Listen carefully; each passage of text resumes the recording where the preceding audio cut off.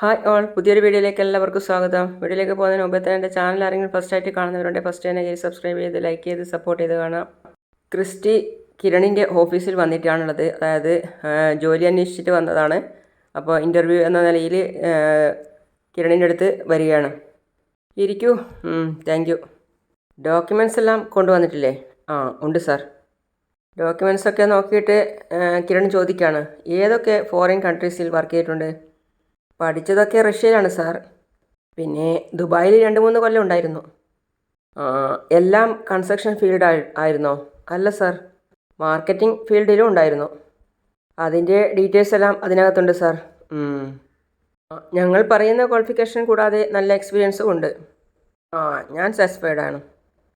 എൻ്റെ വൈഫാണ് ഈ കമ്പനിയുടെ MD. അയാളിപ്പോൾ ഡൽഹിയിലാണ്. ഞാനേതായാലും അയാളുമായിട്ടൊന്ന് ഡിസ്കസ് ചെയ്തതിന് ശേഷം അറിയിക്കാം. ക്രിസ്റ്റീന അതുവരെ റിസപ്ഷനിലിരിക്കൂ. ഇന്ന് തന്നെ റിസൾട്ട് അറിയാൻ പറ്റുമോ sir? Sure, 10 minutes. Okay, thank you sir. പിന്നെ താമസിച്ചില്ല, കിരൺ അപ്പം തന്നെ കല്യാണിയെ വിളിക്കുകയാണ്. കിരണേട്ടാ, കല്യാണി ആ കുട്ടി വന്നിരുന്നു. ക്രിസ്റ്റീന എന്നാണ് അവളുടെ പേര്. എങ്ങനെയുണ്ട്? അവളുടെ യോഗ്യതയൊക്കെ നീ ഇങ്ങോട്ട് വന്നിട്ട് തീരുമാനിക്കുന്നതല്ലേ നല്ലത്. സംസാരിച്ചിട്ട് എങ്ങനെയുണ്ട്? എനിക്കും ഓക്കെയാണ്. ആള് കുറച്ച് മോഡേണാ, പക്ഷേ എങ്കിലും ആള് സ്മാർട്ടാ. പിന്നെ എന്ത് നോക്കാനാ, ആളെ അപ്പോയിൻമെൻറ്റ്. അത് നീ വന്നിട്ട് പോരെ കല്യാണി. കിരണേട്ടൻ ഇഷ്ടപ്പെട്ടെങ്കിൽ പിന്നെ രണ്ടാമതൊന്നും ആലോചിക്കേണ്ട കാര്യമേ ഇല്ല. അവളുടെ ഡോക്യുമെൻറ്റ്സൊക്കെ പരിശോധിച്ചോ? അതൊക്കെ ഓക്കെയാണ്. യോഗ്യത കൂടുതലുണ്ടെങ്കിലേ ഉള്ളൂ. അങ്ങനെ ഒരാളെയല്ലേ നമ്മൾ തിരഞ്ഞുകൊണ്ടിരുന്നത്. ശരി. ആള് പുറത്ത് വെയിറ്റ് ചെയ്യുന്നുണ്ട്. എന്നാൽ പിന്നെ ഇപ്പം തന്നെ അപ്പോയിൻമെൻറ്റ് കൊടുത്തേക്കാം അല്ലേ? ഓക്കെ. പിന്നെ രാഹുൽ ക്രിസ്റ്റീനെ കാത്തിരിക്കുകയാണ്. അപ്പോൾ ക്രിസ്റ്റീനെ വന്ന് അപ്പോൾ രാഹുൽ ചോദിക്കുകയാണ്, എന്തായി? കഴിഞ്ഞു, അപ്പോയിൻമെൻ്റൊക്കെ റെഡിയായി. അപ്പം നീ ഇനി തകർക്കില്ലേ? 100%. ഇത് ഞാനൊരു ചാലഞ്ചായിട്ട് ഏറ്റെടുത്തിരിക്കുക. അപ്പോൾ രാഹുൽ പറയാണ്, ഞാൻ പറഞ്ഞല്ലോ, ഏറ്റെടുത്ത ജോലി അത്ര നിസ്സാരമല്ല. ഒരിക്കലും വേർപിരിക്കാൻ കഴിയില്ല കിരണിനെയും കല്യാണിയെയും. അവിടെയാണ് നിൻ്റെ മിടുക്കുകൊണ്ട് അവരെ രണ്ടാക്കേണ്ടത്. അതൊക്കെ എനിക്ക് വിട്ടേക്ക് സാറേ. സാർ എനിക്ക് തരാമെന്ന് പറഞ്ഞ സാമ്പത്തികം മാത്രം തന്നാൽ മതി. എൻ്റെ ജോലി ഞാൻ കൃത്യമായിട്ട് ചെയ്തോളാം. എത്രമാത്രം റിസ്ക്കുള്ള ജോലിയാണ് നീ ഏറ്റെടുത്തിരിക്കുന്നതെന്ന് എനിക്കറിയാം. അതുകൊണ്ടാണ് ഇങ്ങനെ ഒരു ഓർമ്മപ്പെടുത്തൽ വേണ്ടി വന്നത്. ഞാനൊരു സമയം സാറിനോട് പറഞ്ഞല്ലോ, 3 മാസം. അതിനു മുമ്പ് തന്നെ കല്യാണിയും കിരണും രണ്ടിടത്ത് താമസം തുടങ്ങിയിരിക്കും. അവർ വേർപിരിയുമ്പോൾ കുഞ്ഞിനെ അവൾ ഏറ്റെടുക്കണം. ഒരു കാരണവശാലും കിരൺ കുഞ്ഞിൻ്റെ മേൽ അധികാരം സ്ഥാപിക്കാൻ പാടില്ല. അതേപ്പറ്റിയൊന്നും എനിക്കറിയില്ല. കുഞ്ഞ് എവിടെയാണെങ്കിലും അവൻ്റെ അച്ഛനും അമ്മയും രണ്ടിടത്തായിരിക്കും. ആരുടെ കയ്യിലായിരിക്കും കുഞ്ഞെന്ന് ഇപ്പം പറയാൻ പറ്റില്ല. അതെൻ്റെ ഡ്യൂട്ടിയിൽ പെടുന്ന കാര്യമല്ല. ഏതായാലും ഞാൻ പ്രതീക്ഷ വിടാതെ കാത്തിരിക്കുക. എന്നെ സംബന്ധിച്ചിടത്തോളം എൻ്റെ അവസാനത്തെ പിടിവള്ളിയാണിത്. എൻ്റെ അനന്തരവനെ എനിക്ക് വേണം. വഴി തെറ്റി അവൻ്റെ ജീവിതത്തിലേക്ക് വന്നതാണ് ഈ കല്യാണി. അനന്തരവനെ കിട്ടിയിട്ട് സാറിന് എന്ത് ചെയ്യാനാ? എൻ്റെ മകളെ അവനുമായിട്ട് ഒന്നിപ്പിക്കണം. അപ്പോൾ മകളുടെ ഇപ്പോഴത്തെ ഭർത്താവ്? അവനെപ്പറ്റി പിന്നീട് ഞാൻ നിന്നോട് പറയാം. ഈ ലോകം കണ്ട ഏറ്റവും വലിയ ഫ്രോഡാണവൻ. ക്രിസ്റ്റീന ചിന്തിക്കുകയാണ്, അപ്പോൾ അമ്മായിയച്ഛൻ മരുമകനെ തിരിച്ചറിഞ്ഞു കഴിഞ്ഞു. അതവൻ അന്ന് കണ്ടപ്പോൾ പറഞ്ഞില്ലല്ലോ. അപ്പോൾ സാറിന് ചതി പറ്റി അല്ലേ? വെറും ചതിയല്ല, കൊലച്ചതി. എൻ്റെ മോളെ വിട്ട് ഏത് സമയവും അവൻ പോകും. അപ്പോൾ ആ സമയത്ത് അവനെ വിട്ട് കഴിയുന്ന എൻ്റെ മോൾക്ക് ഒരു ആശ്വാസം കൊടുത്തേ പറ്റൂ. സാറിന് പരിക്കില്ലാത്ത രീതിയിൽ ഞാനെല്ലാം കൈകാര്യം ചെയ്തോളാം. ക്രിസ്റ്റീന പോയി അങ്ങനെ. പിന്നെ പ്രകാശനെയും കാർത്തികയെയുമാണ് കാണിക്കുന്നത്. പ്രകാശനും കാർത്തികയും ഒരു ടെക്സ്റ്റൈൽസിൽ വന്നിട്ടാണുള്ളത്. ഓരോന്നും നോക്കിക്കൊണ്ടിരിക്കുകയാണ്. എന്നിട്ട് കാർത്തിക പറയാണ്, അച്ഛൻ ഇഷ്ടപ്പെട്ട സാരി വാങ്ങിച്ചോ? അമ്മയ്ക്ക് ആദ്യമായിട്ട് അച്ഛൻ കൊടുക്കുന്ന സമ്മാനമാണ്. അതൊരിക്കലും അമ്മയ്ക്ക് ഇഷ്ടപ്പെടാതിരിക്കരുത്. അല്ല, അത് അമ്മയ്ക്ക് ഇഷ്ടപ്പെട്ട കളറ് ഏതാണെന്ന് എനിക്കറിയില്ലല്ലോ. അമ്മ നല്ല വെളുത്തിട്ടാ, അതിനനുസരിച്ചുള്ള കളർ എടുത്താൽ മതി. എന്നാൽ പിന്നെ ഞാൻ സെലക്ട് ചെയ്യട്ടെ? എന്നാൽ പിന്നെ അതൊന്നും എടുത്തേ. രണ്ടാമത്തെ എന്ന് പറഞ്ഞ് അവനൊരു സാരി സെലക്ട് ചെയ്തു. ഇത് അടിപൊളിയായിരിക്കും അല്ലേ? ഇതെങ്ങനെയുണ്ട്? നല്ലതാ. ഇതെത്ര വരും വില? ഇത് ഒരു 4200. 4200. എന്നാൽ പിന്നെ കുറച്ച് കൂടുതൽ വില വരുന്ന എടുത്തോ. പിന്നെ കാർത്തിക അമ്മയെ വിളിച്ചു. എന്നിട്ട് പറയാണ്, ആ അമ്മേ, അച്ഛനിപ്പോൾ അമ്മയ്ക്ക് സാരി സെലക്ട് ചെയ്യാം, അത് അയച്ചു തരാം കേട്ടോ. അപ്പോൾ പ്രകാശൻ പറയാണ്, ആ അമ്മയാ, അതാരാ, അമ്മയാണോ? ആ ഫോണൊന്ന് തരുമോ, ഒന്ന് വരുമോ ഫോണ് എന്ന് ചോദിക്കുകയാണ് പ്രകാശ്. അപ്പോഴത്തേക്കും കാർത്തിക കട്ട് ചെയ്തു. എന്നിട്ട് പറയാണ്, അയ്യോ ഫോണ് കട്ടായല്ലോ, എനിക്ക് ആ ശബ്ദം ഒന്ന് കേൾക്കണമെന്നുണ്ടായിരുന്നു. ദേ വന്നിരിക്കുന്നത് ആരാണെന്ന് നോക്കിയേ, കിരണും കല്യാണിയുടെ അമ്മയും ഒക്കെയാണ്. അപ്പോൾ കാർത്തിക പറയാണ്, ശത്രുക്കൾ കൃത്യസമയത്ത് തന്നെ എത്തിയല്ലോ. പ്രകാശൻ ഒച്ചയോടെ വിളിച്ച് പറയാണ്, അതേ, വർഷങ്ങൾക്ക് ശേഷം നമ്മൾ ഓണം സെലിബ്രേറ്റ് ചെയ്യാൻ പോവുകയാണ്. കല്യാണി എന്നൊക്കെ ചിരിക്കുകയാണ്. എന്നിട്ട് പറഞ്ഞ, അതിനുള്ള പർച്ചേസാണ് നടത്തുന്നത്. എന്തോന്ന്? ആ, അതിനുള്ള പർച്ചേസ്, റീറ്റെയിൽഡ് പർച്ചേസ് എന്ന് പറഞ്ഞിരിക്കുകയാണ്. അപ്പം കിരൺ അവിടെ തന്നെ നോക്കി ശ്രദ്ധിക്കുകയാണ്. അവൻ്റെ സംസാരം കേട്ടിട്ട് അവർക്ക് ദേഷ്യം വരുന്ന. പിന്നെ കിരണിനോടായിട്ട് പ്രകാശം പറയാണ്, ആ നിന്നോടൊരു കാര്യം ചോദിക്കണമെന്ന് വിചാരിച്ചിരുന്നു. നിന്റെ കെട്ടിയോൾ ഇതുവരെ വന്നില്ലേ? അവൾ ഡൽഹി പോയിട്ട് ഇതുവരെ മടങ്ങി വന്നില്ലേ എന്ന്. ഓ, എനിക്ക് തോന്നുന്നത് അവിടെ ആരുടെയെങ്കിലും തോളിൽ അവൾ തൂങ്ങിക്കാണുമെന്നാ എന്ന് പറഞ്ഞ് പ്രകാശം ചിരിക്കുകയാണ്. അപ്പോൾ തന്നെ കിരൺ പറയാണ്, സ്വന്തം മോളെക്കുറിച്ചാണ് ഇത് പറയുന്നത്. അരേ, എൻ്റെ മോളെന്നല്ല അവള്, എനിക്കൊരു മോളുണ്ട്, ഇതാ ഇതേ എൻ്റെ കാർത്തിക മോള് എന്ന് പറഞ്ഞ് കാർത്തികയെ കെട്ടിപ്പിടിച്ചു കൊണ്ടുവന്ന് കാണിക്കുകയാണ് അവിടെയുള്ള ഒരു സ്റ്റാഫിനെ. എൻ്റെ 2 പെൺമക്കളും എന്നെ ഉപേക്ഷിച്ച് പോയപ്പോൾ എനിക്ക് ദൈവം തന്ന നിധി എൻ്റെ സ്വന്തം കാർത്തിക മോൾ അല്ലേ മോളെ? അപ്പോൾ പ്രകാശൻ്റെ ഭാര്യ, അതായത് പറഞ്ഞാൽ കല്യാണിയുടെ അമ്മ ചോദിക്കുകയാണ് കാർത്തികയോട്, കൊച്ചേ നിനക്കെന്താ പറ്റിയത്? ഇയാളെയും ഇയാളുടെ മോനെയും ഒക്കെ വിശ്വസിച്ചാലുണ്ടല്ലോ, അവസാനം നിനക്കൊരുപാട് കരയേണ്ടി വരും. അപ്പം തന്നെ കാർത്തിക പറയാണ്, അത് ഞാനങ്ങ് സഹിച്ചു. എന്തായാലും പെൺമക്കൾക്ക് നല്ല ജീവിതം കിട്ടിയപ്പോൾ നിങ്ങൾ അവരുടെ കൂടെ അങ്ങ് പോയല്ലോ. പിന്നീട് എന്തൊക്കെ ചതിയ അച്ഛനോടും മോനോടും ചെയ്തതെന്ന് എനിക്കറിയാം. അതിനി തിരുത്താനൊന്നും നോക്കണ്ട. അച്ഛനേക്കാൾ നന്നായി കള്ളം പറയുന്ന കൂട്ടത്തിലാ മോൻ. പിന്നെ അതുപോലെ തന്നെ അമ്മുമ്മയും ഒട്ടും മോശമല്ല. കല്യാണിയുടെ ഏട്ടത്തിയാണ് പറയുന്നത്. എല്ലാവരും കൂടി കാർത്തികയെ കുഴപ്പത്തിലാക്കുന്നുള്ള കാര്യം ഉറപ്പാ. കുറച്ച് കഴിയുമ്പോൾ കുട്ടിക്ക് അതെല്ലാം മനസ്സിലായിക്കോളും. ഈ നിൽക്കുന്ന കിരണിനെ പോലെ ബിസിനസ്സൊക്കെ ചെയ്ത് ജീവിക്കുന്ന കൂട്ടത്തിലാണ്. അതുകൊണ്ട് ആൾക്കാരെക്കുറിച്ചൊന്നും പറഞ്ഞ് മനസ്സിലാക്കി തരേണ്ട കാര്യമൊന്നുമില്ല. നിങ്ങളുടെ കാര്യം നോക്കി പോയാൽ മതി. പ്രകാശൻ ചിരിച്ചുകൊണ്ട് പറയാണ്, അങ്ങനെ പറഞ്ഞു കൊടുക്കും മോളെ. നീയൊക്കെ ഇവിടെ വരുമെന്ന് അറിഞ്ഞിരുന്നെങ്കിൽ ഞാനൊന്നും ഈ ജന്മത്തിവിടെ വരില്ലായിരുന്നു. വാ, നമുക്ക് വേണ്ടതൊക്കെ വാങ്ങിച്ചിട്ട് നമുക്ക് പോകാം. ഇവർ വന്ന സ്ഥിതിക്ക് ഇവിടുത്തെ സാരിയൊന്നും വേണ്ട, അപ്പുറത്തേക്ക് പോവാം. മോളെ, ഇതാണ് പട്ട് സാരികളുടെ സെക്ഷൻ.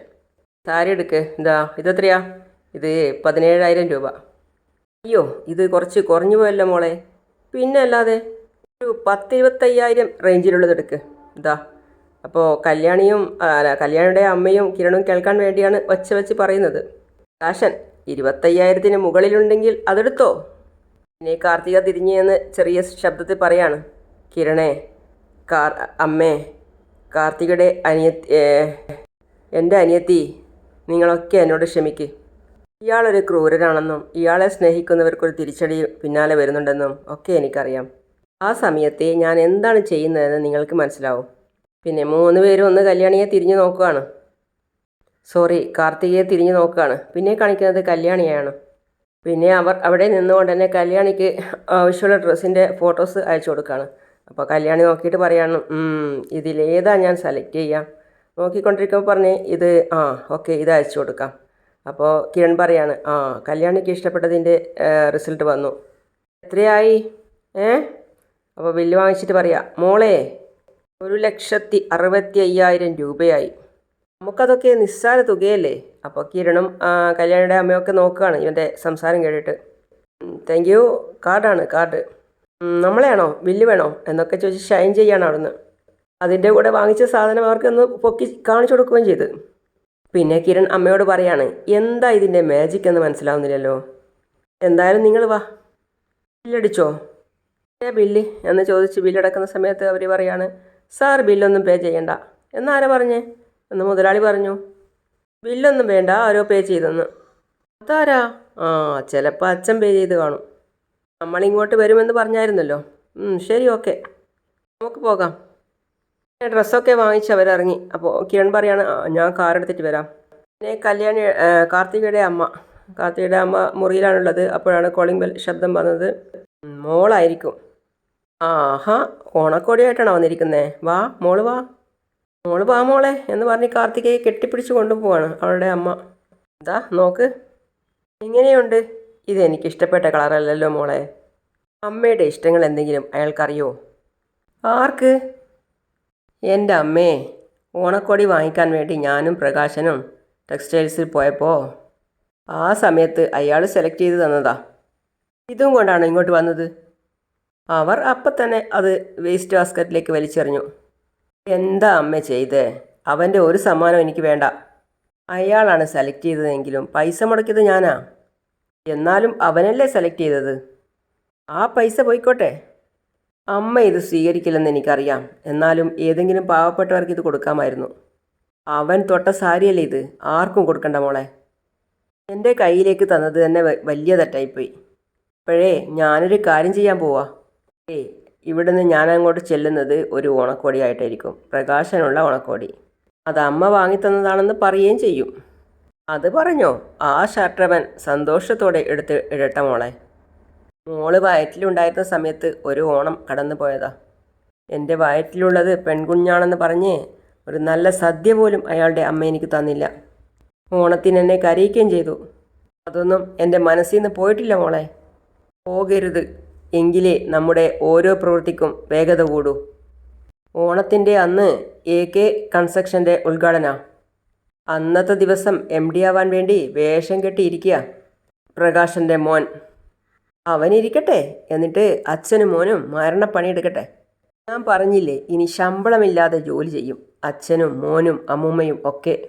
എന്നെ ഒരുപാട് കഷ്ടപ്പെട്ട അമ്മ വളർത്തിയത്. അന്ന് പ്രകാശ് എന്ന് പറയുന്ന അച്ഛൻ ഒരു മകൾക്ക് എന്തൊക്കെ തരാനുണ്ടോ അതൊക്കെ കടായിട്ട് കിടക്കുക. മുതലും പലിശയും അടക്കം ഞാൻ എടുത്തിരിക്കും. എന്നിട്ട് ഞാൻ രണ്ടിനെയും ചണ്ടിയാക്കിയിട്ട് പുറന്തള്ളും. ഏതായാലും മകൻ MD കസേരയിൽ ഇരിക്കുമ്പോൾ അച്ഛൻ ഒരുപാട് സ്വപ്നങ്ങൾ കാണട്ടെ. അയാളുടെ പ്രതീക്ഷകൾ വളരട്ടെ.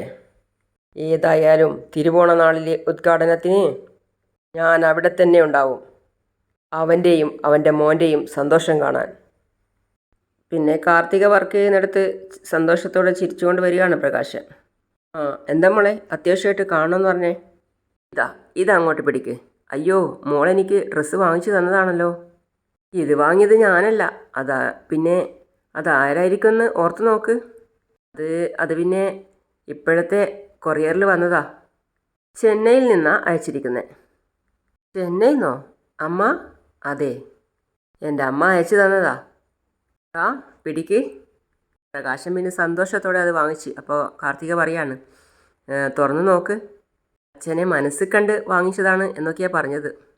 തുറന്നു നോക്കിയിട്ട് പ്രകാശൻ പറയാണ്, സത്യം പറഞ്ഞാൽ എനിക്ക് വിശ്വസിക്കാൻ പറ്റുന്നില്ല. എനിക്ക് ഏറ്റവും ഇഷ്ടപ്പെട്ട കളറാണ് വാങ്ങിച്ചിരിക്കുന്നത്. അളവ് കൃത്യമാണെന്നൊക്കെ നോക്കണം. എന്നിട്ട് ഇത് ധരിച്ച് ഒരു ഫോട്ടോ ഒക്കെ എടുത്ത് എനിക്ക് അയച്ചു തരണം. അയ്യോ, ഞാനത് അമ്മയ്ക്ക് അയച്ചു കൊടുക്കാം. ഇതിൻ്റെ ഒന്നും ആവശ്യമില്ലായിരുന്നു. അങ്ങനെയൊന്നും പറയരുത്. അമ്മ വലിയ വില കൂടിയ ഡ്രസ്സൊക്കെ എടുക്കൂ, എന്നുവെച്ചാൽ ഭാവി വരണല്ലേ. എന്താ? അപ്പോൾ കാർത്തിക പറയാണ്, എന്താ പറഞ്ഞത് മനസ്സിലായില്ലേ? ഭാവി വരനല്ലേ എന്ന്. എൻ്റെ അമ്മയുടെ. മോളെ, അങ്ങനെയൊന്നും പറയല്ലേ മോളെ. എനിക്കത് കേൾക്കുമ്പോൾ ഒരു ചമ്മല. എൻ്റെ അമ്മയ്ക്ക് അങ്ങനെയുള്ള നാണമൊന്നുമില്ല. ആദ്യമൊക്കെ ഉണ്ടായിരുന്നു. ഇപ്പം അമ്മ അങ്ങനെ ഒരു ജീവിതത്തിന് വേണ്ടിയിട്ട് കാത്തിരിക്കുക.